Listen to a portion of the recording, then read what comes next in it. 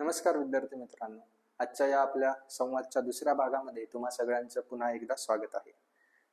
आज आपण आपल्या या भागामध्ये डिस्कस करणार आहोत की एखादं ध्येय अचीव करायचं असेल, मग ते एखादी गव्हर्नमेंट एक्झाम क्वालिफाय करण्याचं ध्येय असो किंवा प्रायव्हेटमध्ये एखादी नोकरी मिळवण्याचं ध्येय, आयुष्यामध्ये काहीतरी वेगळं करून दाखवण्याचं ध्येय असो किंवा स्पोर्ट्सच्या मैदान गाजवण्याचं ध्येय.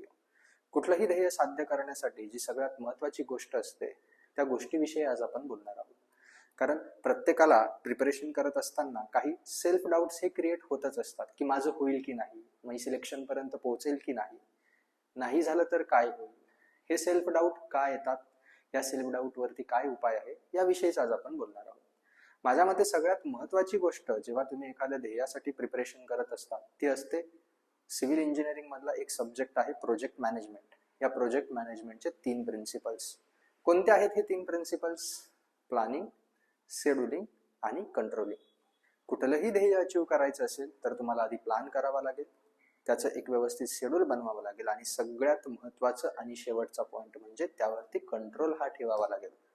छत्रपती शिवाजी महाराजांचं एकंदर आयुष्य बघितलं तर त्यांनी संपूर्ण आयुष्यभर या 3च धोरणांवरती काम केलेलं आपल्याला दिसून येईल. मग आग्र्यावरून ती सुटका असो, तुम्हाला माहिती आहे महाराजांना ज्यावेळेस आग्र्यामध्ये नजर कैदेमध्ये ठेवलं होतं त्यावेळेस तिथून सुटणं केवळ अशक्य गोष्ट होती. पण योग्य नियोजन, त्या नियोजनचं योग्य शेड्यूलिंग आणि त्यावरती कंट्रोल यांच्या जोरावर महाराज आग्र्यावरून सुखरूप निसटले नव्हे तर ते महाराष्ट्रामध्ये येऊन देखील पोहोचले. माहिती असेल कदाचित तुम्हाला की महाराज ज्यावेळेस आग्र्यावरून सुटले तो महिना होता ऑगस्टचा आणि ऑगस्टच्या महिन्यामध्ये होती गोकुळाष्टमी. मथुरेच्या बाजारामध्ये त्यावेळेस खूप गर्दी असते आणि त्या गर्दीचा फायदा वेळेवरती तिथं महाराजांची माणसं येणं आणि त्या माणसांसोबत मग महाराष्ट्रामध्ये सुखरूप पोहोचणं हे एका नियोजनाशिवाय आणि त्या नियोजनाचं व्यवस्थित अंमलबजावणी याशिवाय शक्य होणारी गोष्ट नाही. आपल्यालाही तेच करायचंय. आपण काय करतो, अभ्यास करतोय म्हणून करतोय, माहित नसतं किती सब्जेक्ट झाले आहेत. रोज लायब्ररीत जातो, लायब्ररीत गेल्यानंतर ठरवतो आज कशाचा अभ्यास करायचा आहे, उद्या कशाचा अभ्यास करायचा आहे, याचं आपण व्यवस्थित नियोजन करत नाही. एकदा नियोजन जर केलं ना की सगळ्यात पहिला मुद्दा कोणता येतो, तो येतो प्लॅनिंगचा. सपोज तुमची परीक्षा 2 महिन्यांवरती आहे ना, मग काय करायचं आहे, आज बसून 2 महिन्यांचं शेड्यूल बनवूया. कदाचित ते शेड्यूल तुम्हाला मी एखाद्या एक्झामसाठी दिलेलंच आहे, त्यावरून तुम्ही तुमच्या एक्झामचं शेड्यूल कसं बनवायचंय ते तुम्ही ठरवू शकतात. 2 महिने आहेत, माझ्याकडे एवढे सब्जेक्ट्स आहेत, मग एका सब्जेक्टला किती वेळ मिळतोय, मग त्या सब्जेक्टमध्ये काय काय करावं लागतं, एक्झामला अपेक्षित काय आहे, फक्त नोट्स रीड करणं अपेक्षित आहे का? बरं नाही, एक्झामला अपेक्षित काय आहे, तुम्हाला MCQ सॉल्व्ह करायचे आहेत. जर तुम्हाला MCQ सॉल्व्ह करायचे तर त्याची देखील प्रॅक्टिस करावी लागेल की नाही? आधी करावी लागेल. मग दिवसाला किती MCQ सॉल्व्ह केले पाहिजे तुम्ही ठरवायचं, 200-300 MCQ सॉल्व्ह केले पाहिजे, त्यावरती एखादी टेस्ट दिली गेली पाहिजे. हे झालं प्लॅनिंग की एवढ्या गोष्टी करायच्या आहेत. त्यानंतर दुसरा मुद्दा येतो शेड्यूलिंग.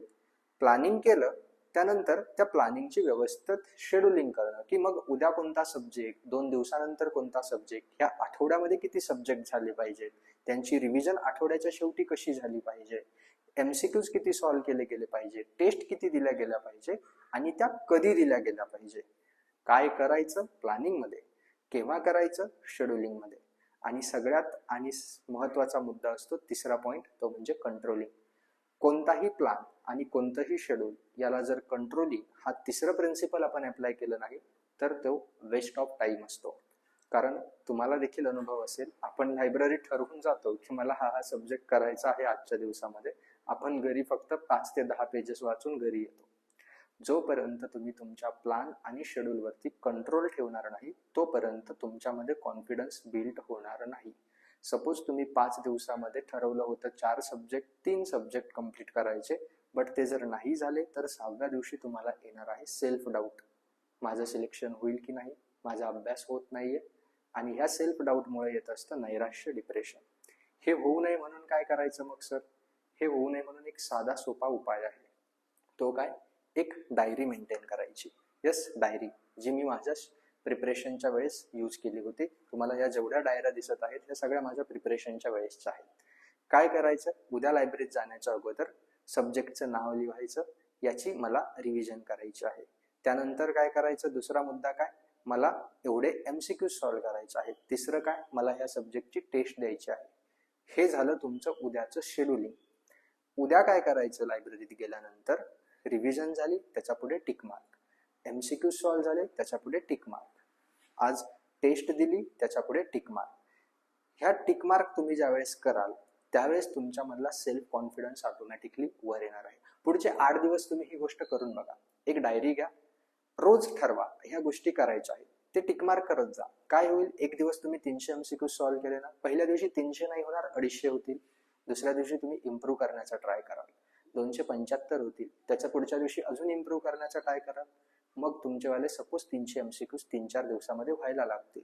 आठवड्याच्या शेवटी ज्यावेळेस तुम्ही त्या डायरीचे पेजेस पलटून बघाल आणि बघाल, अरे मी 5 दिवसांमध्ये रोज माझा टिक मार्क आहेत, एकही दिवस टिक मार्क मिस झालेली नाही, म्हणजे मी 5 दिवसांमध्ये भरपूर अभ्यास केलेला आहे. हा स्वतःला कॉन्फिडन्स येतो, अजून प्रोत्साहन मिळतं पुढच्या आठवड्यामध्ये पुन्हा अभ्यास करण्याचं. हा, एवढे सगळे टिक मार्क मग सर रोबोट सारखं फक्त अभ्यास, प्लॅनिंग, शेड्युलिंग, टिक मार्क हेच करत बसायचं का? नाही. 5 दिवस सफिशियंट अभ्यास झाला, स्वतःला दिलेले टार्गेट्स कम्प्लीट झाले, तुम्ही एखादा मूवी बघू शकतात, मित्रांसोबत गप्पा मारू शकतात, कुठे फिरायला जाऊन या, फेरफटका मारून या, फ्रेश व्हा, पुन्हा आपल्या कामाला लागा.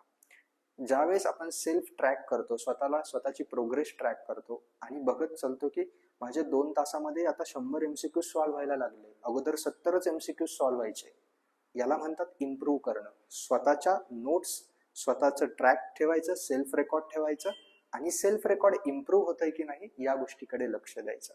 ज्या दिवशी तुम्ही 1-2 महिन्याची अशी डायरी भरवाल त्या दिवशी 100% तुमच्यामध्ये कॉन्फिडन्स बिल्ड होईल. 2 महिन्यानंतर जर हा डाऊट आला की माझं एक्झाम मध्ये सिलेक्शन होईल की नाही, त्यावेळेस स्वतःची डायरी उघडायची, डायरीचे पहिल्यापासून शेवटपर्यंतचे पेजेस पलटवायचे आणि त्या पेजेसकडे बघता बघता तुमच्या लक्षात येईल, अरे मी हा सब्जेक्ट केला आहे, मी रोज एवढे MCQ सॉल्व्ह केले आहे, टोटल एवढे MCQ केले आहे, टोटल एवढ्या टेस्ट दिलेल्या आहेत, माझं सिलेक्शन का नाही होणार?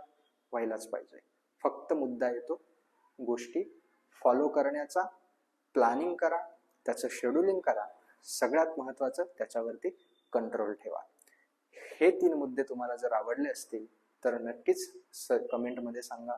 व्हिडिओ आवडला असेल तर जे लोक प्रिपरेशन करत आहे, ज्यांना काहीतरी अचीव करायचं आहे, त्यांच्यापर्यंत हा व्हिडिओ शेअर करा, चॅनलला सबस्क्राईब करा आणि अजून कोणत्या मुद्द्यांवरती व्हिडिओ बनवला पाहिजे हे देखील कमेंट बॉक्समध्ये नक्कीच सांगा.